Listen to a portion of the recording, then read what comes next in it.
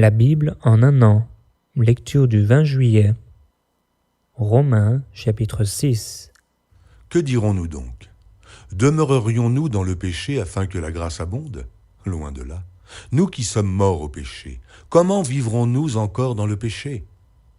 Ignorez-vous que nous tous, qui avons été baptisés en Jésus-Christ, c'est en sa mort que nous avons été baptisés. Nous avons donc été ensevelis avec lui par le baptême en sa mort, afin que, comme Christ est ressuscité des morts par la gloire du Père, de même, nous aussi, nous marchions en nouveauté de vie. En effet, si nous sommes devenus une même plante avec lui, par la conformité à sa mort, nous le serons aussi par la conformité à sa résurrection, sachant que notre vieil homme a été crucifié avec lui, afin que le corps du péché fût détruit, pour que nous ne soyons plus esclaves du péché. Car celui qui est mort est libre du péché. Or, si nous sommes morts avec Christ, nous croyons que nous vivrons aussi avec lui, sachant que Christ, ressuscité des morts, ne meurt plus. La mort n'a plus de pouvoir sur lui, car il est mort. Et c'est pour le péché qu'il est mort une fois pour toutes. Il est revenu à la vie, et c'est pour Dieu qu'il vit. Aussi, vous-même, regardez-vous comme morts au péché, et comme vivants pour Dieu en Jésus-Christ. Que le péché ne règne donc point dans votre corps mortel, et n'obéissez pas à ses convoitises. Ne livrez pas vos membres au péché comme des instruments d'iniquité, mais donnez-vous vous-même à Dieu, comme étant vivants de mort que vous étiez, et offrez à Dieu vos membres comme des instruments de justice. Car le péché n'aura point de pouvoir sur vous, puisque vous êtes non sous la loi, mais sous la grâce. Quoi donc? Pécherions-nous parce que nous sommes non sous la loi, mais sous la grâce? Loin de là. Ne savez-vous pas qu'en vous livrant à quelqu'un comme esclave pour lui obéir, vous êtes esclave de celui à qui vous obéissez, soit du péché qui conduit à la mort, soit de l'obéissance qui conduit à la justice. Mais grâce soit rendue à Dieu, de ce que, après avoir été esclave du péché, vous avez obéi de cœur à la règle de doctrine dans laquelle vous avez été instruits. Ayant été affranchis du péché, vous êtes devenus esclaves de la justice. Je parle à la manière des hommes, à cause de la faiblesse de votre chair. De même, donc, que vous avez livré vos membres comme esclaves à l'impureté et à l'iniquité pour arriver à l'iniquité, ainsi, maintenant livrez vos membres comme esclaves à la justice pour arriver à la sainteté. Car lorsque vous étiez esclaves du péché, vous étiez libres à l'égard de la justice. Quels fruits portiez-vous alors? Des fruits dont vous rougissez aujourd'hui, car la fin de ces choses, c'est la mort. Mais maintenant, étant affranchis du péché et devenus esclaves de Dieu, vous avez pour fruit la sainteté et pour fin la vie éternelle. Car le salaire du péché, c'est la mort. Mais le don gratuit de Dieu, c'est la vie éternelle en Jésus-Christ, notre Seigneur. 2 Chroniques, chapitre 1. Salomon, fils de David, s'affermit dans son règne. L'Éternel, son Dieu, fut avec lui et l'éleva à un haut degré. Salomon donna des ordres à tout Israël, aux chefs de milliers et de centaines, aux juges, aux princes de tout Israël, aux chefs des maisons paternelles. Et Salomon se rendit avec toute l'assemblée au haut lieu qui était à Gabaon. Là se trouvait la tente d'assignation de Dieu, faite dans le désert par Moïse, serviteur de l'Éternel. Mais l'arche de Dieu avait été transportée par David de Kirjat-Jéarim à la place qu'il lui avait préparée, car il avait dressé pour elle une tente à Jérusalem. Là se trouvait aussi, devant le tabernacle de l'Éternel, l'autel d'airain qu'avait fait Betsalil, fils d'Uri, fils de Hur. Salomon et l'assemblée cherchèrent l'Éternel. Et ce fut là, sur l'autel d'airain qui était devant la tente d'assignation, que Salomon offrit à l'Éternel 1000 holocaustes.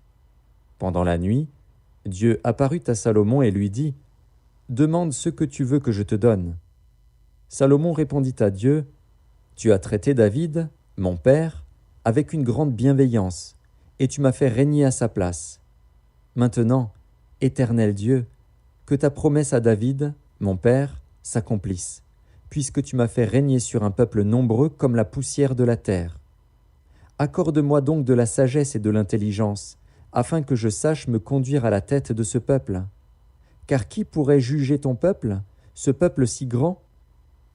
Dieu dit à Salomon, puisque c'est là ce qui est dans ton cœur, puisque tu ne demandes ni des richesses, ni des biens, ni de la gloire, ni la mort de tes ennemis, ni même une longue vie, et que tu demandes pour toi de la sagesse et de l'intelligence afin de juger mon peuple sur lequel je t'ai fait régner, la sagesse et l'intelligence te sont accordées.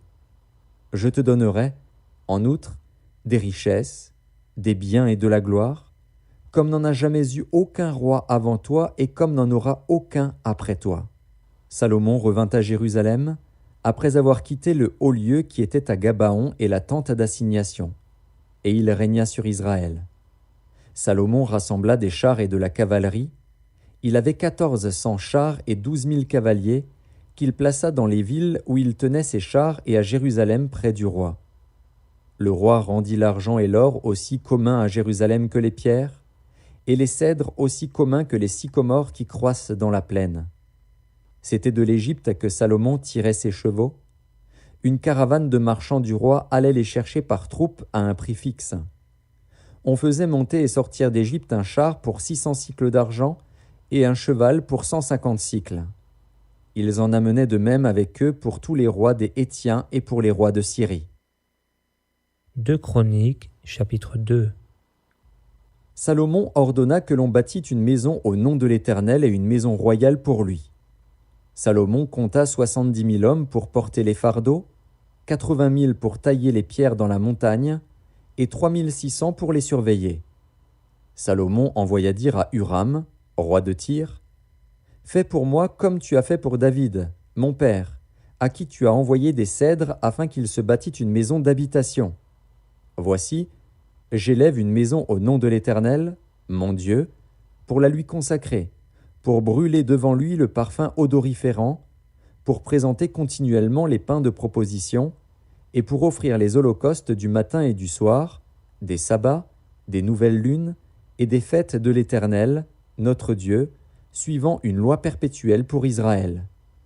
La maison que je vais bâtir doit être grande, car notre Dieu est plus grand que tous les dieux. Mais qui a le pouvoir de lui bâtir une maison, puisque les cieux et les cieux des cieux ne peuvent le contenir? Et qui suis-je pour lui bâtir une maison, si ce n'est pour faire brûler des parfums devant lui? Envoie-moi donc un homme habile pour les ouvrages en or, en argent, en airain et en fer, en étoffe teinte en pourpre, en cramoisi et en bleu, et connaissant la sculpture, afin qu'il travaille avec les hommes habiles qui sont auprès de moi en Juda et à Jérusalem et que David, mon père, a choisi. Envoie-moi aussi du Liban des bois de cèdre, de cyprès et de santal, car je sais que tes serviteurs s'entendent à couper les bois du Liban. Voici, mes serviteurs seront avec les tiens. Que l'on me prépare du bois en abondance, car la maison que je vais bâtir sera grande et magnifique. Je donnerai à tes serviteurs qui couperont, qui abattront les bois, 20 000 corps de froment foulé, 20 000 corps d'orge, 20 000 battes de vin et 20 000 battes d'huile. Huram, roi de Tyr, répondit dans une lettre qu'il envoya à Salomon, « C'est parce que l'Éternel aime son peuple qu'il t'a établi roi sur eux. » Huram dit encore, « Béni soit l'Éternel, le Dieu d'Israël, qui a fait les cieux et la terre, de ce qu'il a donné au roi David un fils sage, prudent et intelligent, qui va bâtir une maison à l'Éternel et une maison royale pour lui. Je t'envoie donc un homme habile et intelligent, Huram-Abi, fils d'une femme d'entre les filles de Dan et d'un père tyrien. Il est habile pour les ouvrages en or, en argent, en airain et en fer, en pierre et en bois, en étoffe teinte en pourpre et en bleu, en étoffe de byssus et de carmin, et pour toute espèce de sculpture et d'objets d'art qu'on lui donne à exécuter. Il travaillera avec tes hommes habiles et avec les hommes habiles de mon seigneur David, ton père. Maintenant, que mon seigneur envoie à ses serviteurs le froment, l'orge, l'huile et le vin dont il a parlé. Et nous couperons des bois du Liban autant que tu en auras besoin. Nous te les expédierons par mer en radeau jusqu'à Jaffo, et tu les feras monter à Jérusalem. » Salomon compta tous les étrangers qui étaient dans le pays d'Israël et dont le dénombrement avait été fait par David, son père. On en trouva 153 600.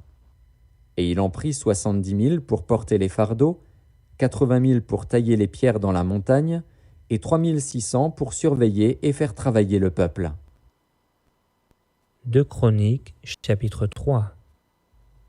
Salomon commença à bâtir la maison de l'Éternel à Jérusalem, sur la montagne de Morija, qui avait été indiquée à David, son père, dans le lieu préparé par David sur l'aire d'Ornan, le Jébusien. Il commença à bâtir le second jour du second mois de la 4e année de son règne. Voici sur quel fondement Salomon bâtit la maison de Dieu.